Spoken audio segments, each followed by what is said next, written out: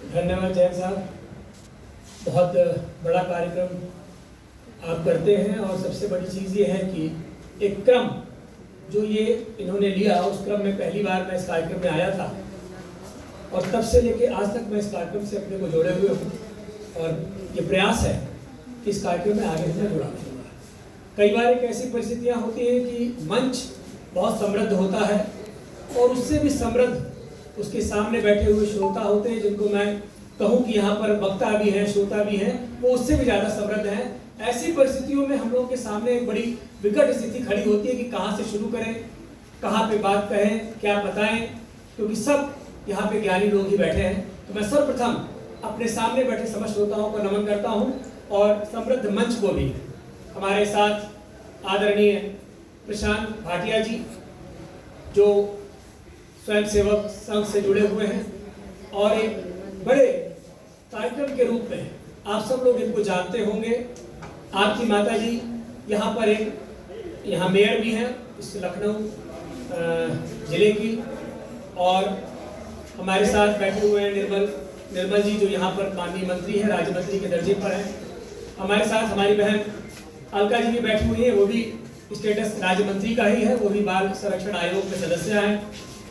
यहाँ पर राष्ट्र धर्म के प्रभारी निदेशक और हम सब के पथ प्रदर्शक आदरणीय सर्वेश चंद्र द्विवेदी जी बैठे हुए हैं, और जिनकी उंगली पकड़ के मैंने टीवी पर बोलना सीखा और जिन्होंने मुझे हर जगह मार्ग दिया, ऐसे हमारे आदरणीय गुरु हरीश चंद जी भी बैठे हुए हैं, यहाँ पे हरीश श्रीवास्तव जी भी बैठे हुए हैं। तो यहाँ हमारे मैं आपका नाम नहीं जानता यार, लेकिन अचला जी हाँ, अचला जी, मुझे लगता है सूची यहाँ होनी चाहिए थी। और यहाँ बहुत से लोग वो भैया बैठे ही हैं जो हमारे साथ बैठे हुए हैं। मुझे बहुत अच्छा लगा कि देश की आज़ादी में आज हम लोग उसके लिए यहाँ एकत्र हुए हैं कि जिन्होंने वर्ष 1977 से तमाम आंदोलनों में हिस्सा लिया, और जब ये व्यक्ति भारत की धरती पर ये पदारूढ़ होते हैं तो एक ऐसी शख्सियत से उनका मुकाबला होता है जहां वो पहुंचते हैं वह बिहार के पटना में, और वहां पर जो मैदान था वहां मौलाना अब्दुल कलाम साहब का उद्बोधन चल रहा था, जो नौजवानों से आह्वान कर रहे थे कि साथियों अंग्रेजी पढ़ाई छोड़ो, और जो ये अंग्रेजी हुकूमत की दीवार दरक गई है, ये गिर रही है, इसको धक्का लगा के पूरी तरह नेस्त नाबूद कर दो और ऐसी खुशबू पैदा करो अपनी मिट्टी में कि जिस खुशबू के लिए भारत जाना जाता था वो खुशबू इस मिट्टी में पैदा करो और वो खुशबू पूरे दुनिया में दूर तक फैले। सिर्फ इतने से वाक्य से उनका जो निर्मल मन था वह पूरी तरह से परिवर्तित हुआ और वह राजनीति में पूरी तरह से कूद गए। तमाम आंदोलनों में हिस्सा लिया, अनेक आंदोलन के बच्चे बता रहे थे, मैं बहुत ध्यान से सुन रहा था, बहुत अच्छी तैयारी करके बच्चे आए हैं, मैं इन सबको साधुवाद देता हूं। लेकिन जो उनके मन में एक उत्कंठा थी, जो कुछ कर गुजरने की क्षमता थी, क्योंकि वह विचार से एक विचारवान पुरुष थे, विचार के साथ एक अजीब शख्सियत के भी स्वामी थे, इन सब के साथ जो देश प्रेम और राष्ट्र प्रेम उनके अंदर था, अपनी मिट्टी के प्रति जो उनका समर्पण था, जो अपनी संस्कृति को लेके वो आगे आना चाहते थे, वह पूर्ण आजादी के बाद भी जब उन्होंने राजनीति से संन्यास किया तो पुनः विनोबा भावे के साथ जुड़ गए, और 1954 में आजादी मिलने के बाद भी आचार्य विनोबा भावे के साथ वह भूमि आंदोलन से जुड़े। लेकिन पुनः उन्होंने राजनीति छोड़ा और एक ऐसी परिस्थितियां पैदा हुई, क्योंकि आज एक महापुरुष का और जयंती है जिसके लिए मैंने पिछली बार भी इसी मंच से अनुरोध किया था आदरणीय केसी जैन जी से, पुनः फिर कर रहा हूं।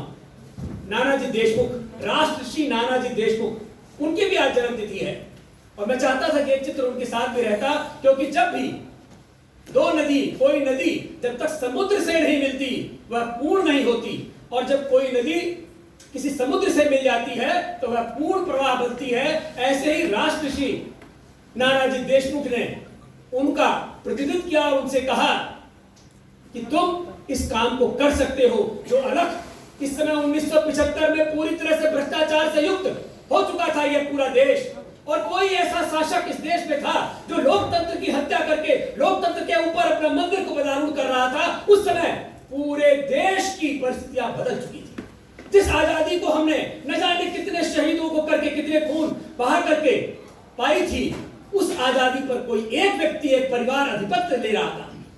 उस समय पर राजनीति पूरी तरह से करवट ले रही थी और इस देश में जो साहसियों का देश था, जहां पे एक से एक सूरमा थे, उन सब का साहस या तो जेल के सलाखों के पीछे चला गया था या उन सब के अंदर बोलने की क्षमता नहीं बची थी। उस समय पर राष्ट्रश्री नानाजी देशमुख ने कहा लोकनायक से कि यह समय है जब तुमको देश और दुनिया जान सकती है, तुम आगे आओ। मैं बिना संकोच के इस मंच से कहूंगा पूरी जिम्मेदारी के साथ कि उन्होंने तत्काल मना कर दिया था कि इंदिरा तो मेरी बेटी जैसी है, नेहरू की लड़की है वो, मैं कैसे कर सकता हूं ऐसे। लेकिन जब उनको समझाया गया, उन्होंने माना और जिस समय पर एक संपूर्ण क्रांति का उदय उन्होंने किया, वह उन गलियों में एक ऐसा बुजुर्ग व्यक्ति जो खड़खड़ाते हुए पूरे गलियों में घूम रहा था और एक आंदोलन की अलग जगा रहा था। और याद करिए उस समय को कि ऐसी संपूर्ण क्रांति आई कि रामधारी सिंह दिनकर ने लिखा कि सिंहासन खाली करो, जनता आती है। वह लाल किले की प्राचीर पर एक ऐसा झंडा फहराया कि पूरी की पूरी जो कांग्रेसी हुकूमत तानाशाह हो गई थी, तो ये भूल गए थे कि यह देश सूरमाओं का है, यह देश के लोकतंत्र है। यहाँ लोकतंत्र की रक्षा के लिए, राष्ट्र की रक्षा के लिए, संपूर्ण जीवन की रक्षा के लिए हम यहाँ पधारूढ़ हुए हैं, वो परिवर्तित हुआ। और ऐसा ही समय एक बार पुनः हम सब ने देखा। अभी बहुत ज्यादा समय नहीं हुआ है, आप सब इस समय युवा हैं, पढ़ रहे हैं। अभी 2014 से पूर्व की स्थिति भी आप सबके सामने है। अभी किसी छात्र, कोई लड़का था पांडे, अभी उन्होंने आत्मनिर्भर भारत में बोला, मुझे बहुत अच्छा लगा कि आज अगर हम उस समय को याद करें, आत्मनिर्भर भारत 2014 में सत्ता परिवर्तित होती है आपके वोट से, आप सब उसके हकदार हैं। आज कोई कह रहा है स्वच्छता, कोई अभी किसी छात्र ने स्वच्छता की बात की, किसी ने आत्मनिर्भरता की बात की, किसी छात्र ने और योजनाओं का जिक्र किया। लेकिन ये योजना कौन कर रहा है, कौन ला रहा है ये परिवर्तन? ये परिवर्तन आप ला रहे हैं। ये आपका एक वोट है जो सही दिशा में गया और आज वह परिवर्तन आप सबके सामने, संपूर्ण विश्व को सामने दिख रहा है परिदृश्य कि जो भारत की एक प्रभुता है, भारत कभी भी किसी के क्षेत्र में आक्रामक नहीं रहा, लेकिन भारत ने इतना कमजोर भी नहीं रहा कि कोई भारत की तरफ कभी उंगली उठा सके। एक सशक्तता वाला भारत, एक राष्ट्र गौरव भारत, विश्व गौरव भारत आज पुनः अपने विश्व गौरव की तरफ बढ़ रहा है। मैं जिस विभाग से आता हूं, प्रदेश संयोजक हूं मैं आपदा राहत विभाग का, और उस आपदा राहत में मैंने देखा कि जिस समय पर आदरणीय मोदी जी ने सत्ता संभाली 2014 में, तो उन्होंने सबसे पहले विदेश यात्रा की। यहाँ कितने लोग बैठे जो जानते होंगे वो विदेश यात्रा कहाँ की थी? सबसे पहले वो नेपाल गए। एक यात्रा, विदेश यात्रा की और वो नेपाल गए। नेपाल कौन है? हमारा ही तो साथी है, जिसको हमने अलग कर दिया था। ये वो देश है जहां 12 वर्षों तक हथियार खरीदने की भी हमारे पास कोई देश हमें हथियार नहीं देता था। आज के भी अखबार में है कि किसी ने कहा कि हमें एक ऐसे देश के आगे झुकना पड़ रहा था कि 15 वर्षों से हथियार की खरीद तक संभव नहीं हो पा रही थी। उस देश की बपौती ऐसी थी। और आज हम आत्मनिर्भर हैं हथियार के क्षेत्र में भी। अभी कुछ समय पहले ही हमारा एक हेलीकॉप्टर आया है, कितने लोग जानते हैं उसको? क्या नाम है उसका हेलीकॉप्टर का, जो भारत में संपूर्ण बना है? प्रचंड। और उस प्रचंड को देख के विश्व के तमाम देशों की चूल्हे हिल गई कि इतना समृद्ध जो वहां खड़ा होकर के, एक जगह पे खड़ा होकर के वार भी कर सकता है, और 1 मिनट नहीं, 2 घंटे नहीं, 2.5 घंटे नहीं, 14 घंटे एक जगह खड़ा हो सकता है। पूरे विश्व में ऐसा हेलीकॉप्टर नहीं बना। ये हमारे देश में बना, हमारे वैज्ञानिकों ने बनाया। आप जैसे छात्र ही उसमें लगे, युवाओं की सोच ने बनाई। हमारे पास जिस विभाग से मैं जुड़ा हूं, मैं उस पर आ रहा हूं कि उस विभाग में आपदा जब आई तो हम सब बहुत परेशान थे, क्योंकि जब शुरू में मोदी जी ने आके नेपाल की यात्रा की, त्रिपुट लगाया, और त्रिपुट लगाया हुआ उनका फोटो वायरल हुआ, हम सब लोगों को बहुत अच्छा लगा, क्योंकि पूरे विश्व में एक संदेश उनका गया। जो संदेश था वह उन्होंने दिया, और उस संदेश के बाद एक ऐसी स्थितियां इस देश में आई कि हम सब उस जनधन खाते खुलने लगे। जगह जगह जनधन खाते खुल रहे थे, तमाम विरोध भी हो रहा था, तमाम लोग इस पर चर्चा भी कर रहे थे, हम लोग भी सुन रहे थे। लेकिन कहीं ऐसी व्यवस्था थी कि हम जनधन खाते खुलते हुए देख रहे थे, लग रहा था कि इन आदमी को जिसकी कोई आइडेंटिफिकेशन नहीं है, इतने वर्ष में इस देश में रह रहा है, उसका आज एक खाता खुल रहा है। तमाम बहस हो रहे थे। लेकिन जब वो आपदा आई तो अमेरिका, जर्मनी, उन कंट्रीज का नाम मैं इसलिए ले रहा हूं कि यहाँ यूरोप कंट्रीज में सबसे तेज आपदा थी। और आज भी अगर हम कहीं को चर्चा करते हैं एडवांस टेक्नोलॉजी की, तो हमारा ध्यान सीधा यूरोप में चला जाता है कि यूरोप हमसे बहुत आगे है। और वो सब बेबस थे, वो परेशान थे कि हम कैसे इस कोरोना काल में सहायता उन तक पहुंचाएं। और भारत एक क्लिक पर ऐसे बटन दबाता था और सबके खातों में पैसा चला जाता था। ये आप सब ने देखा होगा, देखा कि नहीं देखा? आप सब ने देखा होगा कि उनको सहायता पहुंच रही थी उस कोरोना काल में, और वो जनधन खाता ही था। तो ये सोच है, नेतृत्व की सोच उर्वरक होगी, और अगर हमारा नेतृत्व ईमानदार होगा, उसकी सोच उर्वरक होगी, उसके मन में देश के प्रति जो प्राणता होगी, तो निश्चित तौर पर देश प्रगति के मार्ग पर जाएगा। और वो अगर परिवारवाद, वंशवाद और अपने ही परिवार में घिर जाएगा, तो वह देश प्रगति पे नहीं जाएगा, वह सिर्फ एक जगह तक सीमा में बंध के रह जाता है। साथियों, एक बहुत अच्छा अवसर हम सबको मोदी जी ने दिया है कि 14 अगस्त पे उन्होंने कहा है कि हमें इस अमृत महोत्सव को, आजादी के अमृत महोत्सव को हम सबको मनाना है। और ये इसलिए मनाना है, उसी की कड़ी में आज ये कार्यक्रम भी हमारे केसी जैन जी कर रहे हैं कि लोक नायक जयप्रकाश भी, ये भी स्वतंत्रता संग्राम सेनानी थे और हम सब वहां एकत्र हुए हैं। लेकिन ये जो अमृत महोत्सव हमें मनाना है, उस अमृत महोत्सव मनाने के लिए सिर्फ इसलिए प्रेरित किया कि ये आजादी हमें कैसे मिली, उस पर हमारा ध्यान जरूर है। वो जाए कि क्या क्या बेईमानियां हुई हैं।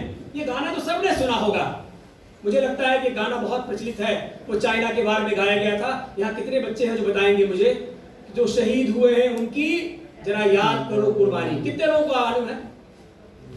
मुझे लगता है कहीं कोई सभी ने सुना होगा, लेकिन कितने लोगों को ये मालूम है कि जो हुई थी बेईमानी, उसी समय पर कितनी बड़ी बेईमानी का सामना हुआ कि हम मजबूर हो गए एक लेख के आगे कि हम सरदार वल्लभ भाई पटेल का सम्मान नहीं कर सकते, उनको नहीं ला सकते।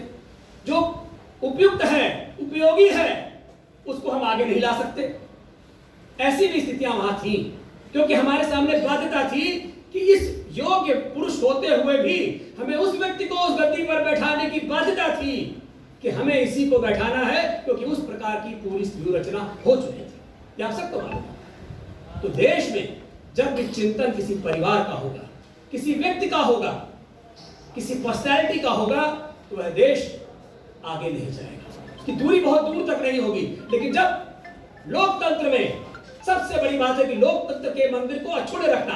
क्यों मोदी जी ने लोकतंत्र के मंदिर के आगे सबसे पहले दंडवत किया? इसके पहले कभी किसी ने किया था क्या? नहीं, क्योंकि वो सम्मान उन्हें रखना था कि इस लोकतंत्र के मंदिर को हमें उस तरह से लोकतंत्र व्यवस्था में जिंदा रखना है। एक घटना आपको और बताना चाहूंगा। उसी समय पर केरल में चुनाव हुए थे और केरल में वामपंथियों की सरकार बन चुकी थी। नेहरू जी उस सरकार को किसी भी तरह से गिराना चाहते और उन्होंने कहा, मंदिर में, लोकतंत्र के मंदिर में बात उठी, राज्यसभा में वहां पर उन्हीं के परिवार का एक दामाद वहां बैठा था, उसने विरोध किया, राज्यसभा में भी विरोध किया कि अलोकतांत्रिक है, और घर में भी विरोध किया।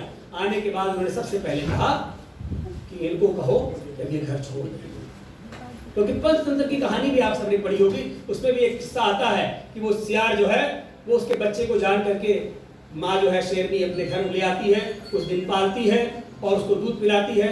इतने में सामने एक हाथी आ जाता है, सिंह सावक उस हाथी को देख के दहाड़ते हैं और हाथी पर अटैक कर देते हैं। हाथी वहां से भाग जाता है और ये सियार यहाँ मना कर रहा होता है कि मत मारो मत मारो, मर जाओगे मर जाओगे, मत कूदो मत कूदो।